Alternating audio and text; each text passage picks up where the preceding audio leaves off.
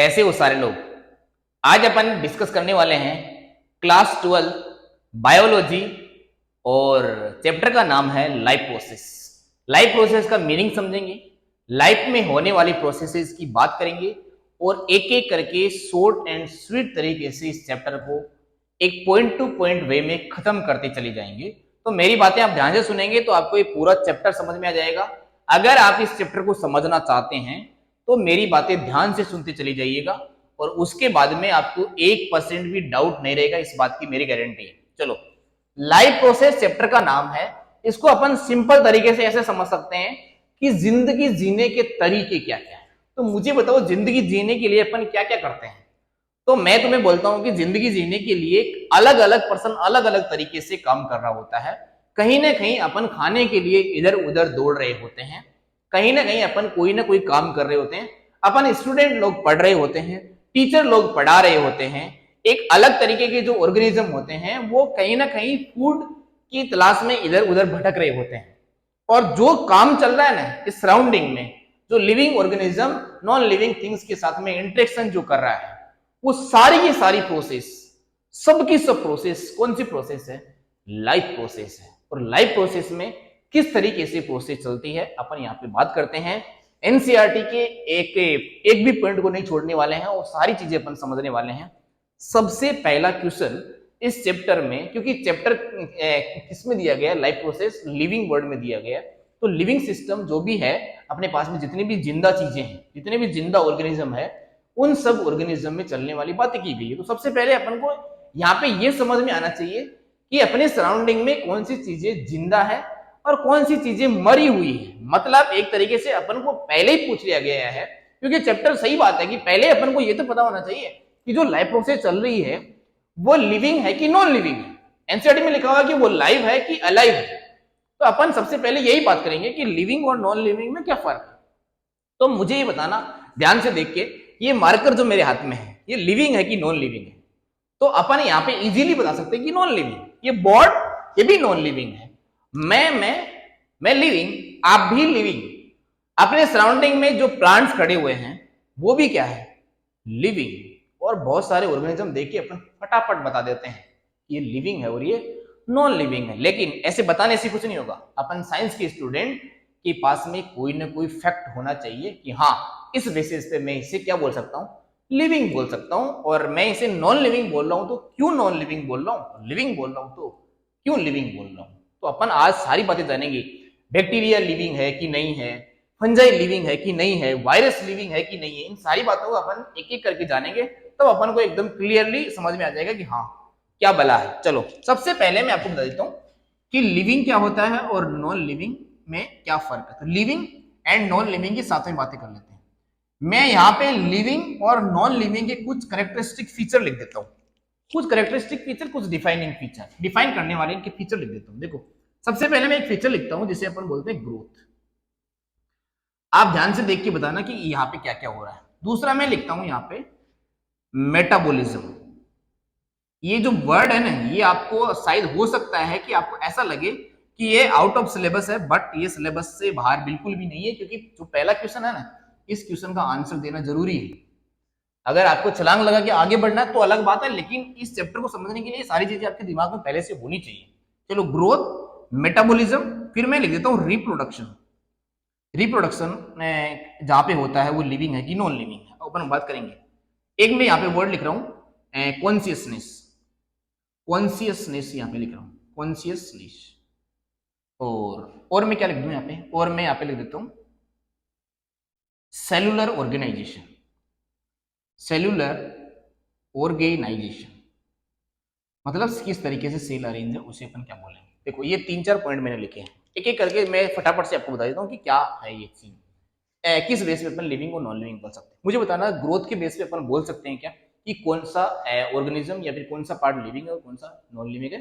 तो आपका clear answer कई लोगों का आएगा कि हाँ, ग्रोथ जिसमें हो रही है वो लिविंग है और जिसमें नहीं हो रही वो नॉन लिविंग है। लेकिन आंसर आपका गलत है।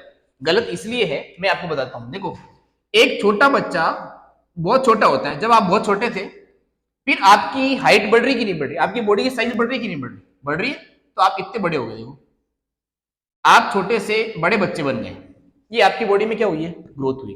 बहुत बढ़िया। एक छोटा प्लांट भी इसी तरीके से ग्रोथ करता है। एक छोटू सा प्लांट लेके आए, उसमें न्यूट्रिशन अच्छा दिया अपन ने, वाटर सप्लाई सही रखा, तो एक प्लांट क्या हो जाता है, बड़ा हो जाता है। क्या हाइट बढ़ी कि नहीं बढ़ी, बड़ी। एनिमल के केस में और प्लांट दोनों के केस में हाइट बढ़ रही है। बहुत बढ़िया। तो यहाँ पे बोल देते हैं कि जहां पे ग्रोथ है वो लिविंग है। सही बात है कि जहां पे ग्रोथ है वो लिविंग।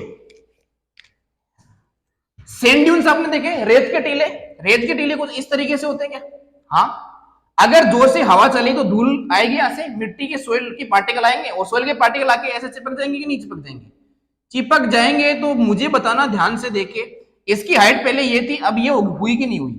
क्या इसकी ग्रोथ नहीं हुई? बिल्कुल हो गई है। यहाँ पे हाइट बढ़ना अगर ग्रोथ है और यहाँ पे हाइट बढ़ना अगर ग्रोथ है, तो यहाँ पे भी ग्रोथ है भाई। तो क्या ये सैंड ड्यून्स जो है, क्या ये सैंड ड्यून्स जो है, क्या ये लिविंग है? तो बोलते हैं नहीं, ये तो नॉन लिविंग है, और यहाँ पे भी ग्रोथ हो रही है। इसका मतलब ग्रोथ के बेस पे अपन लिविंग और नॉन लिविंग को क्लियरली बता ही नहीं पा रहे। लेकिन इससे बढ़िया मैं आपको इससे ज्यादा क्लियरिटी के साथ में ये बोल देता हूं। अगर मैं बात करूं इंटरनल ग्रोथ की, किसकी बात कर रहा हूं मैं?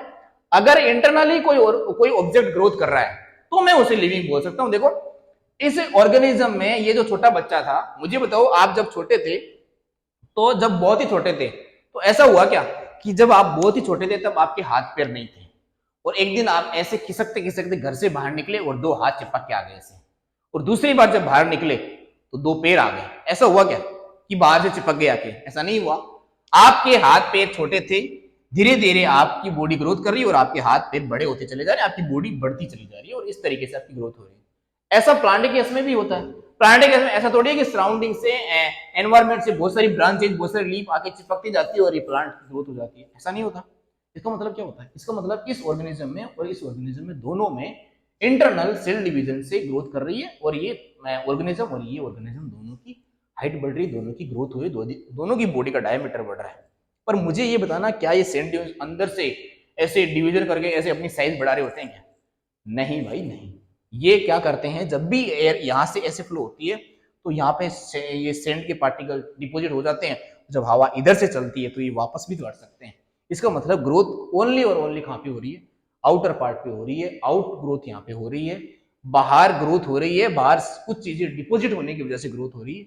इसका मतलब इंटरनल सेल डिवीजन या फिर इंटरनल ग्रोथ जहां पे है वो लिविंग है, और जहां पे एक्सटर्नल ग्रोथ है वो नॉन लिविंग है। क्या इतनी बात समझ में? दूसरी बात, मेटाबॉलिज्म क्या होता है? मेटाबॉलिज्म आप बच्चों को पता नहीं होगा, लेकिन मेटाबॉलिज्म का मतलब आप ऐसा समझो कि मेटाबॉलिज्म का मतलब डाइजेशन होता है। मेटाबॉलिज्म का मतलब क्या होता है? डाइजेशन। अब डाइजेशन से अपन किस तरीके से समझेंगे? देखो, डाइजेशन का मतलब क्या होता है मैं आपको बता देता हूँ। सिंपल सी बात यह है कि एक बड़ा पार्टिकल अपन खाएंगे खाने में, और अपने जो एंजाइम्स हैं, एंजाइम जो अपनी बॉडी में होते हैं, एंजाइम का मेन काम आपको याद रख लेना है। एंजाइम का मेन काम होता है तोड़-फोड़ करना। तोड़-फोड़ करने का मतलब ये बड़े पार्ट को छोटे पार्ट में कन्वर्ट कर देता है। इसे ही अपन क्या बोलते हैं? डाइजेशन बोलते हैं। तो जो ये कॉम्प्लेक्स मॉलिक्यूल है वो किसमें कन्वर्ट हो जाते हैं? सिंपलेस्ट मॉलिक्यूल में और स्मॉल मॉलिक्यूल में कन्वर्ट हो जाते हैं।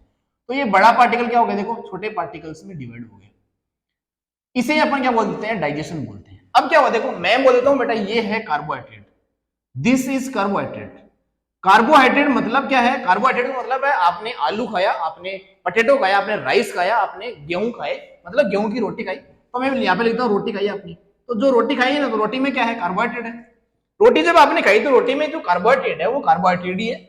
जब आपने अपने बक्कल केवड़े उसको ऐसे कर्स किया और चबा के अपन निगल गए उसे, और निगलने के बाद में वो अपने डाइजेस्टिव सिस्टम में एंटर कर गया जब अपनी बकल केविटी से, तो कुछ एंजाइम आएंगे, जिस एंजाइम का यहाँ पे नाम मैं आपको बता सकता हूँ, वो है कार्बोहाइड्रेज। कार्बोहाइड्रेटेज या फिर कार्बोहाइड्रेज। कार्बोहाइड्रेट जो एंजाइम होता है वो इस कार्बोहाइड्रेट को किस में कन्वर्ट कर देता है? वो इसको कन्वर्ट कर देता है ग्लूकोज में। किसमें? ग्लूकोज में कन्वर्ट कर देता है। इसका मतलब बड़ा पार्टिकल छोटे पार्टिकल में कन्वर्ट हो गया। अब यहां से ध्यान से देखिएगा, अगर आपने खूब सारा कार्बोहाइड्रेट खाया, खूब सारा, खूब जमा के खाया, और जमा के खाया तो आपकी बॉडी में ग्लूकोज का अमाउंट बढ़ जाता है। आपकी सेल को जितना ग्लूकोज चाहिए होता है वो ब्लड सप्लाई से ग्लूकोज मिल गया। अब आपकी बॉडी में एक्सेसिव अमाउंट में ग्लूकोज बच गया, एक्सेस अमाउंट में ग्लूकोज बच गया है, ज्यादा ग्लूकोज आपकी बॉडी में है। तो क्या बॉडी उस ग्लूकोज को बाहर फेंक देगी? नहीं यार, ग्लूकोज को बाहर बॉडी नहीं फेंकती। इसका मतलब क्या करती फिर बॉडी? उसे कहीं ना कहीं स्टोर कर लेती। तो क्या स्टोरेज होता है बॉडी में? बोलते हैं हाँ होता है भाई, होता है। कैसे होता है देखो बताता हूँ। एक्स्ट्रा अमाउंट का जो ग्लूकोज होता है, एक्स्ट्रा अमाउंट का ग्लूकोज क्या करता है, जैसे मैं तुम्हें बताता हूँ, कि ये जो डाइजेशन के बाद में जो ये ब्लड की कैपिलरी थी, उस ब्लड की कैपिलरी में या फिर ब्लड वेसल्स में ये ग्लूकोज सप्लाई कर रहा है और सभी ऐसे सेल को बांटता चला जा रहा है। ऐसे कि सेल को ग्लूकोज चाहिए तो ग्लूकोज ले लो, अदरवाइज तो ये ब्लड का ये सर्कुलेशन पूरी बॉडी में घूम ही रहा है। अब ये ब्लड का सर्कुलेशन ऐसे घूम फिर के क्या लेके आया, एक्स्ट्रा अमाउंट में जो ग्लूकोज था वो लेके घूम ही रहा है। बोलते हैं किसी सेल को कोई ज्यादा जरूरत नहीं है, जरूरत नहीं है। तो फिर लास्ट में क्या होता है, लास्ट में ये होता है कि अब इस ग्लूकोज को एक जगह स्टोर कर देते हैं और स्टोर करने के लिए अपन जाते हैं लीवर के पास में और लीवर को जाके बोलते हैं कि लीवर जी एक काम करो, हमारे पास में एक्सेसिव अमाउंट में ग्लूकोज है और उस ग्लूकोज को आप रख लो ना। तो बोलते हैं नहीं हम ग्लूकोज की फॉर्म में तो रख ही नहीं सकते, क्योंकि हमारे अंदर जो सेल है वो सेल इसे फिर यूज करने लग जाएगी या फिर ज्यादा एक्टिविटी दिखाने लग जाएगी, इसलिए अपन इस ग्लूकोज को ग्लूकोज में स्टोर नहीं करते हैं। तो बोला किस फॉर्म में, तो बोलते हैं ग्लूकोज को एक पॉलीमर बना दो वापस। तो इस ग्लूकोज को पॉलीमर बना देते हैं और पॉलीमर का जो नाम है वो है ग्लाइकोजन। ये ग्लाइकोजन जो है, ये ग्लाइकोजन ग्लूकोज के जो पार्टिकल्स है उनका एक ग्रुप बन गया, इसे ग्लाइकोजन बोलते हैं। और ये ग्लाइकोजन इस लीवर में क्या हो जाता है, स्टोर हो जाता है। अपनी बॉडी में जो ग्लाइकोजन की फॉर्म में स्टोरेज हुआ ना, इसे अपन बोल सकते हैं कि ये यहाँ पे ग्लूकोज वापस कन्वर्ट हो गया एक पॉलीमर में। तो यहाँ से अब देखो हुआ क्या है, पूरा सीन देखो। यहाँ पे ग्लूकोज बड़ा पार्टिकल कन्वर्ट हुआ एंजाइमेटिक एक्टिविटी से छोटे पार्टिकल में, डाइजेशन बोल देते हैं इसे। ये होगी डाइजेशन प्रोसेस। ऐसी प्रोसेस को क्या बोलते हैं, ब्रेकडाउन। ब्रेकडाउन को बोलते हैं कैटाबोलिज्म। इसका नाम है कैटाबोलिज्म। ये है कैटाबोलिज्म। कैटाबोलिज्म यानी कट हो जाना, ब्रेकडाउन हो जाना। उसके बाद में देखो कैटाबोलिज्म होने के बाद में छोटे पार्टिकल वापस आके एक वापस नया पार्टिकल, इसे अपन बोलते हैं एनाबोलिज्म। एना यानी बॉडी होता है, तो बॉडी फॉर्मेशन वापस हो जाता है। जो छोटे पार्टिकल थे वो एक वापस नई बॉडी बना लेते, इसे बोलते हैं एनाबोलिज्म। कैटाबोलिज्म यानी ब्रेकडाउन होता है, एनाबोलिज्म यानी होता है फॉर्मेशन, और इन दोनों को मिला के अपन मेटाबॉलिज्म बोलते हैं। इसका मतलब कैटाबोलिज्म के दो टाइप होते हैं, एक तो होता है एनाबोलिज्म और एक क्या होता है, कैटाबोलिज्म। क्या दोनों बातें आपको समझ में आई? ये प्रोसेस ओनली और ओनली एंजाइमेटिक प्रोसेस है, और एंजाइमेटिक प्रोसेस जो होती है वो इनसाइड लिविंग बॉडी ही चल सकती है, नॉन लिविंग बॉडी में चल ही नहीं सकती। इसका मतलब इनसाइड लिविंग बॉडी जो मेटाबॉलिक प्रोसेस होती है उसे अपन क्या बोलेंगे, लिविंग बोलेंगे। इसका मतलब लिविंग जिसमें मेटाबॉलिज्म है इनसाइड बॉडी, उसे अपन क्या बोलेंगे, लिविंग ऑर्गेनिज्म है। आगे चलते हैं रिप्रोडक्शन पे। अपन लिविंग और नॉन लिविंग समझ रहे हैं, ध्यान से समझते जाना। यहाँ से रिप्रोडक्शन जहां पे है वो लिविंग है, जहां पे नहीं है वो नॉन लिविंग है। क्या ये बात सही है? तो कुछ लोग बोलेंगे सही है, कुछ लोग बोलेंगे नहीं सही है। तो नहीं सही है, ये बात सही नहीं है। रिप्रोडक्शन है तो लिविंग है और नहीं है तो नॉन लिविंग है। इसको मैं समझाता हूं।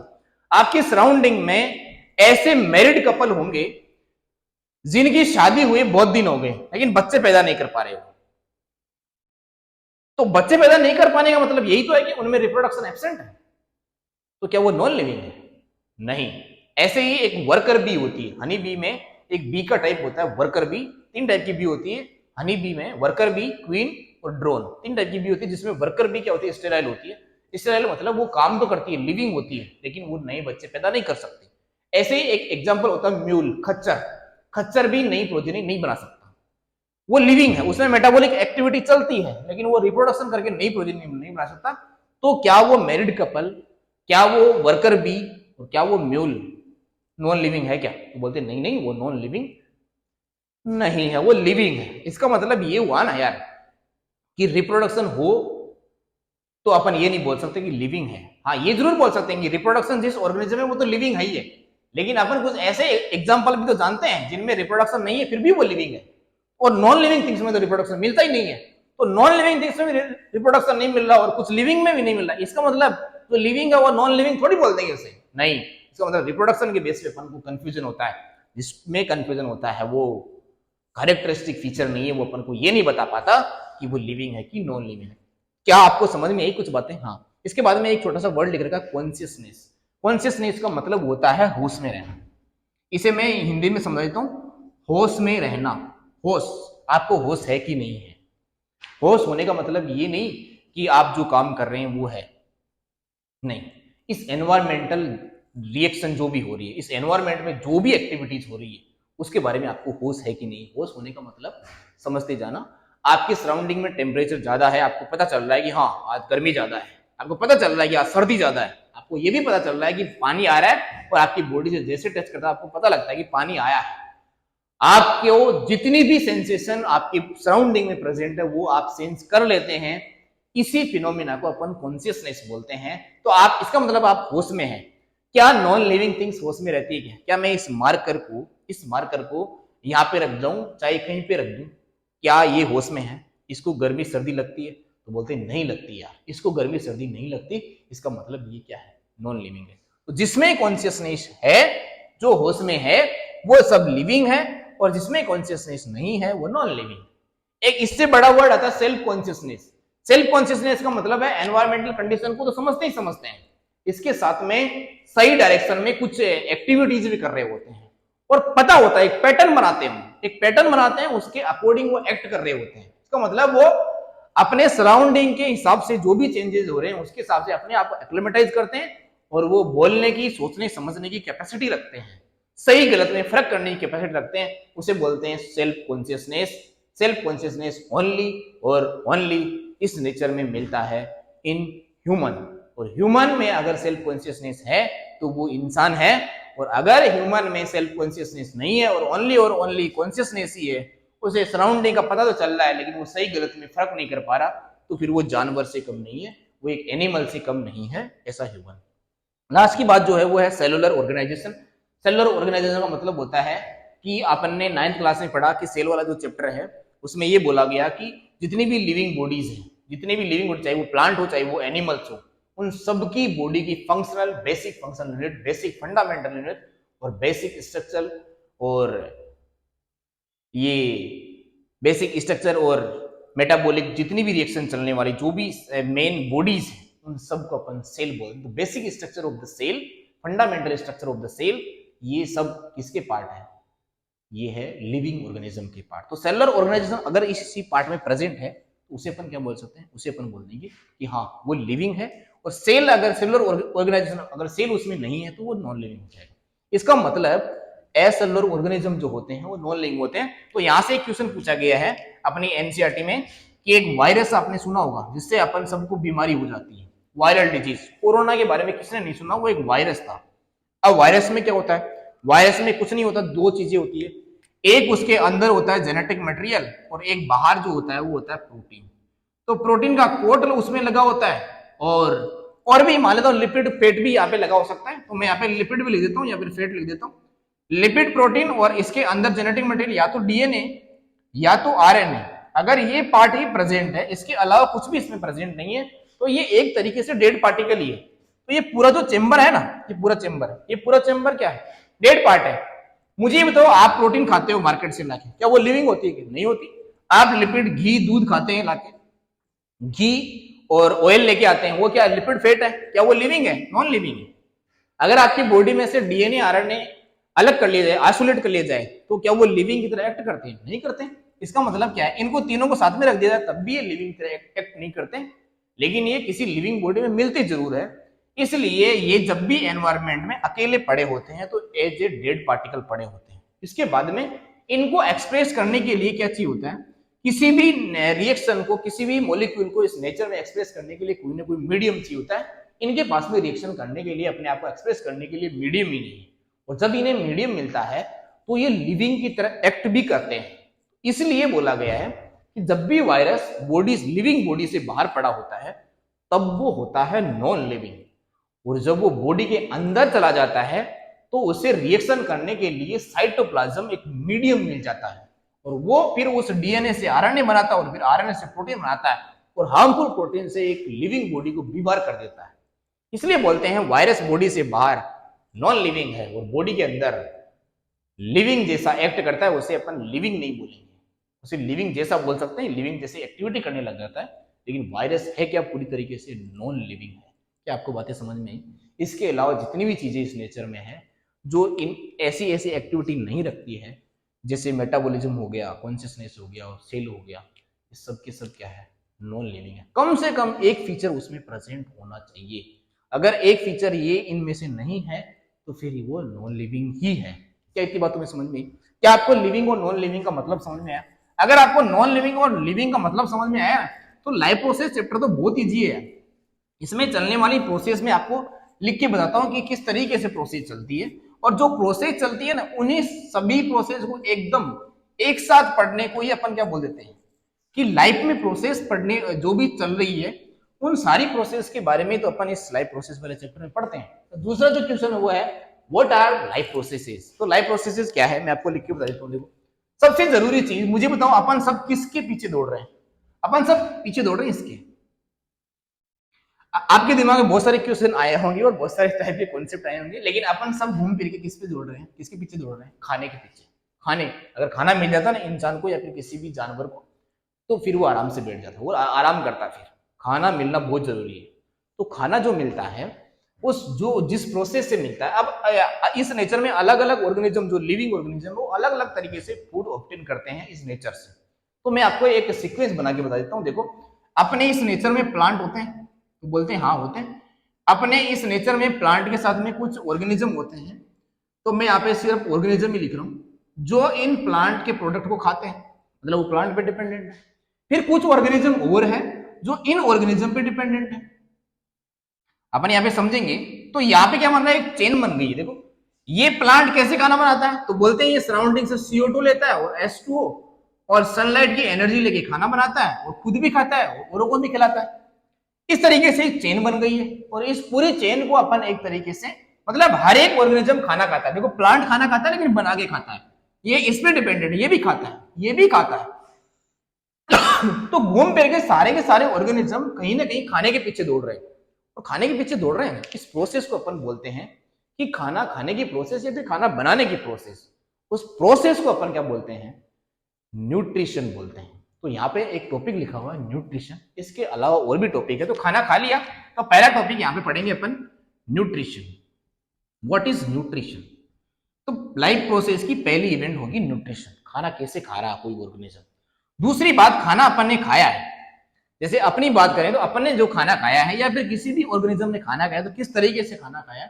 तो यहाँ पे अपन यहाँ पे बात करेंगे कि अलग अलग तरीके के ऑर्गेनिज्म अलग अलग तरीके से खाना खाते हैं।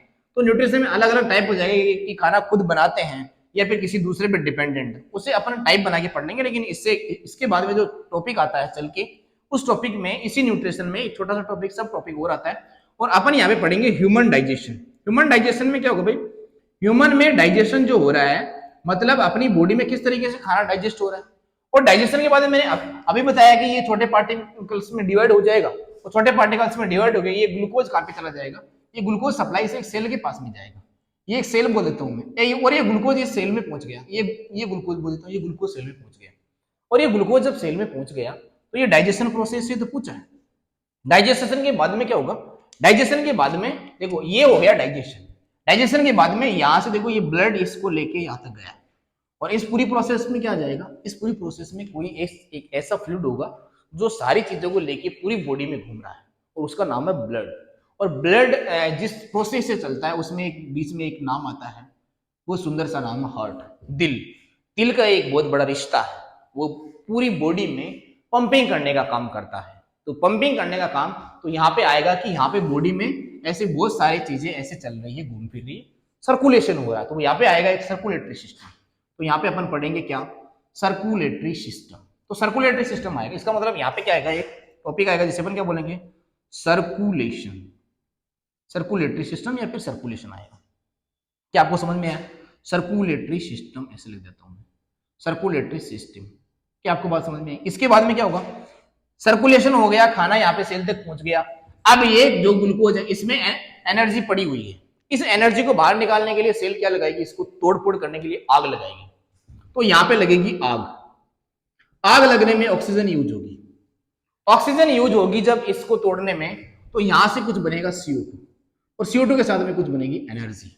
CO2 के साथ में कुछ एनर्जी बनेगी और इस पूरी प्रोसेस को जो आग लगी है, जो खाना में यहाँ से ग्लूकोज टूट गया है, इस पूरी प्रोसेस में एनर्जी निकल गई और CO2 बाहर निकल गई और ये CO2 फिर से ब्लड लेके वापस बॉडी के किसी पार्ट से बाहर निकाल देता है। इस पूरी प्रोसेस को अपन बोलते हैं रेस्पिरेशन। रेस्पिरेशन। तो एक छोटा सा टॉपिक और आएगा यहाँ पे जिसे अपन बोलेंगे क्या? रेस्पिरेशन। जिसे अपन पूरा नाम अगर बोलना चाहिए तो इस सेल में चलता है, इसलिए अपन क्या बोलते हैं? Cellular respiration. क्या बोलते हैं? Cellular respiration. क्या ये सेल्यूलर रेस्पिरेशन प्लांट में मिलता है? तो बोलते हैं हाँ हाँ, प्लांट में भी मिलता है।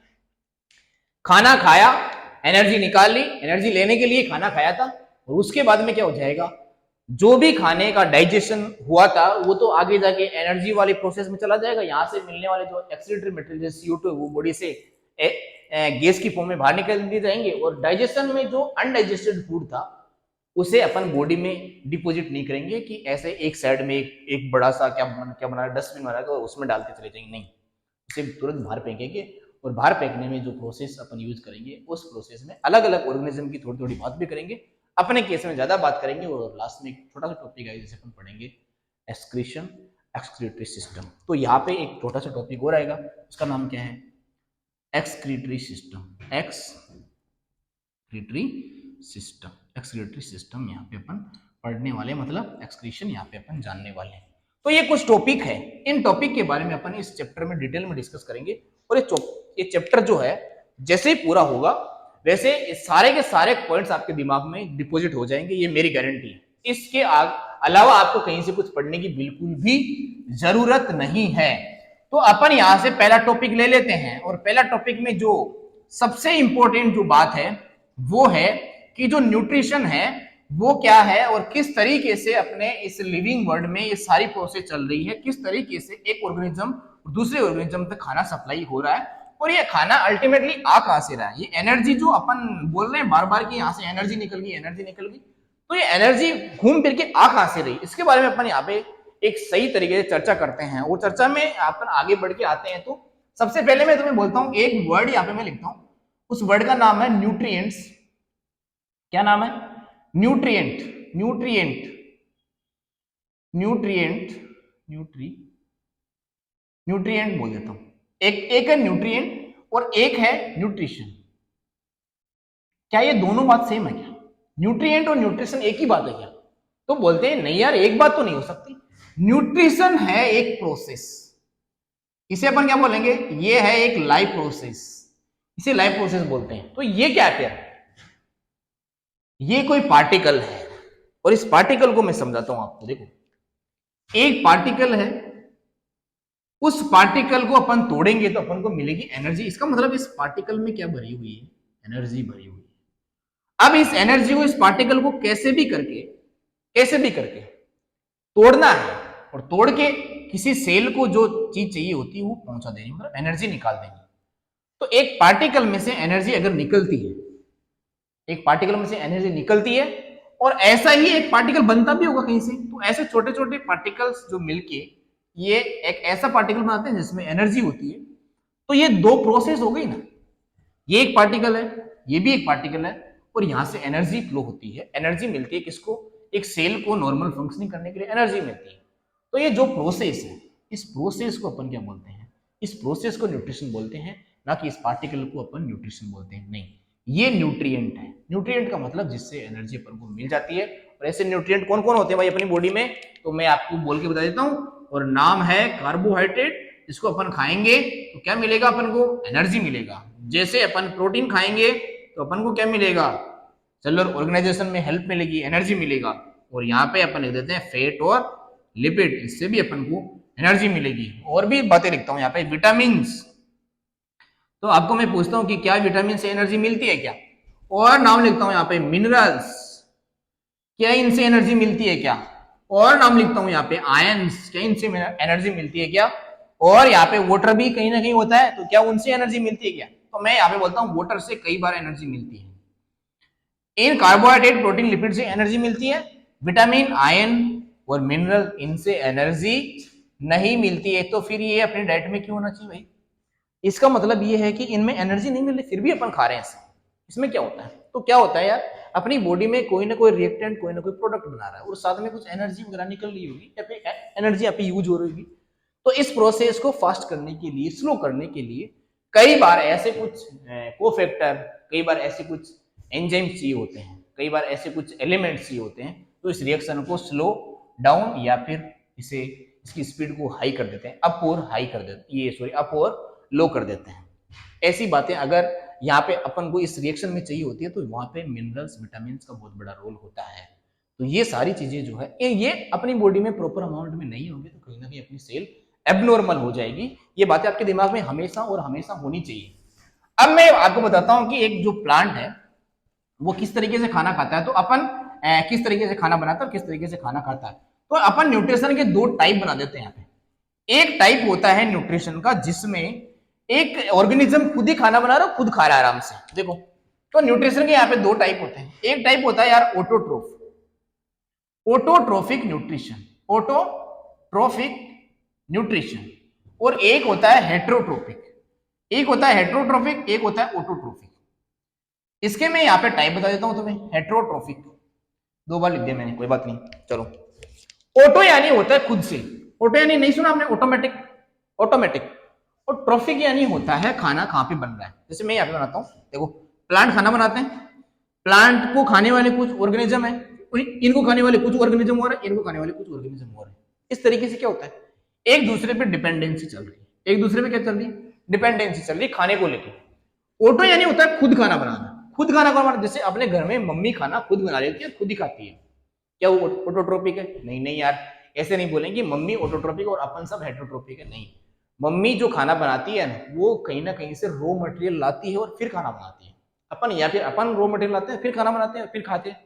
इसका मतलब क्या है, रॉ मटेरियल जो होता है, जो मेन फूड है, जैसे मार्केट से अपन डिफरेंट टाइप की पल्सेस, व्हीट, राइस जो खरीद के लाते हैं ना, ये सारे के सारे कहां से आते हैं, प्लांट से आते हैं। इसका मतलब अपन जो है, प्लांट को छोड़ के अपन जो भी है, वो सब कहीं ना कहीं घूम फिर के अल्टीमेटली किस पे डिपेंडेंट है, प्लांट्स पे। इसका मतलब इस नेचर में खाना ओनली और ओनली कौन बना रहा है, प्लांट बना रहा है, और कुछ बैक्टीरिया भी बनाते हैं। तो यहाँ पे अपन बात करते हैं कि ऑटोट्रोफिक यानी खुद खाना बनाता है। तो ये सारे ट्रॉफिक लेवल है, इन्हें ट्रॉफिक लेवल अपन बोल सकते हैं। तो यहाँ पे खाना खुद बन रहा है ना, उसे अपन बोलेंगे ऑटोट्रोफिक लेवल। तो ये ऑटोट्रोफिक लेवल का मतलब खाना खुद ही बना रहे हैं। इसका आपको एग्जाम्पल याद रख लेना है, सिर्फ एग्जाम्पल आप याद रखेंगे इसमें। ग्रीन प्लांट, क्या याद रखेंगे, ग्रीन प्लांट इसमें याद रखेंगे। उसके साथ में आप याद रखेंगे सम बैक्टीरिया, सम बैक्टीरिया। और बैक्टीरिया का मैं नाम आपको बता देता हूं।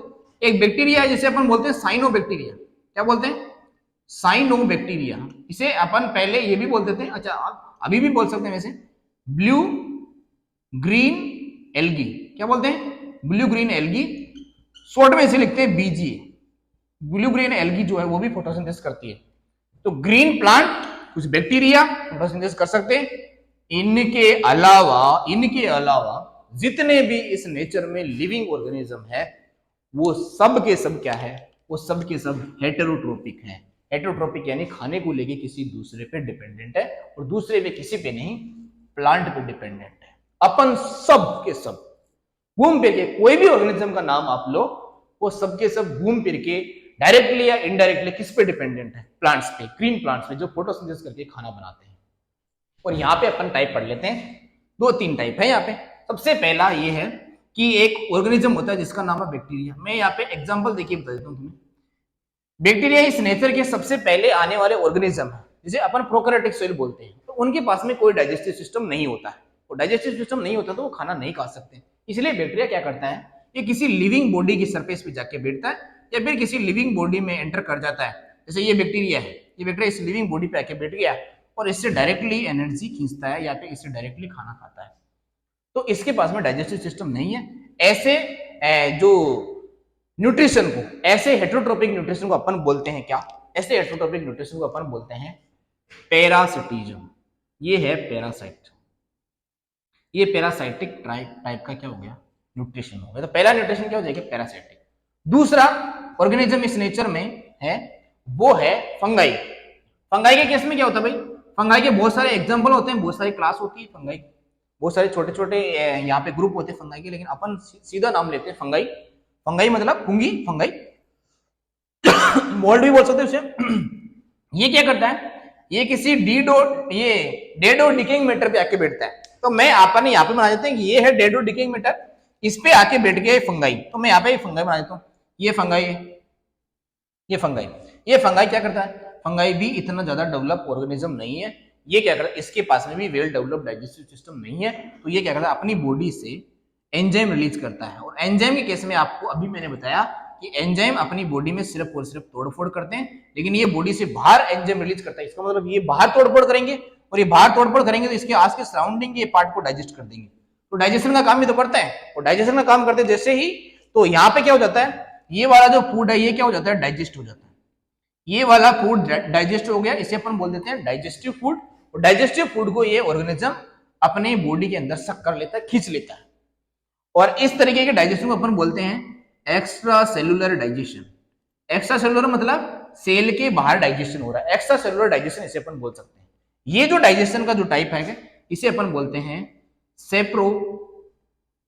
सेप्रोफाइटिक टाइप का न्यूट्रिशन। तो ये सेप्रोफाइट हो गए। तो पहला है पैरासाइटिक, जो बैक्टीरिया में होता है, फंगाई में सेप्रोफाइट होता है। और लास्ट में एक जो टाइप का जो डाइजेशन है, उस डाइजेशन का नाम मैं यहाँ पे लिखता हूं और आप ध्यान से सुनते जाना। वो डाइजेशन जो मिलता है वो मिलता है अपने तरीके की ऑर्गेनिज्म में, और उसका नाम है होलोजोइक। होलोजोइक का मतलब मैं आपको समझा, होलो यानी क्या होता है, होलो यानी होता है खाली जगह। तो ये पाइप बना रहा हूं मैं, ये पाइप खाली है, खाली जगह। जोइक वर्ड की यूज किया गया यहाँ पे, एनिमल्स के लिए यूज किया गया।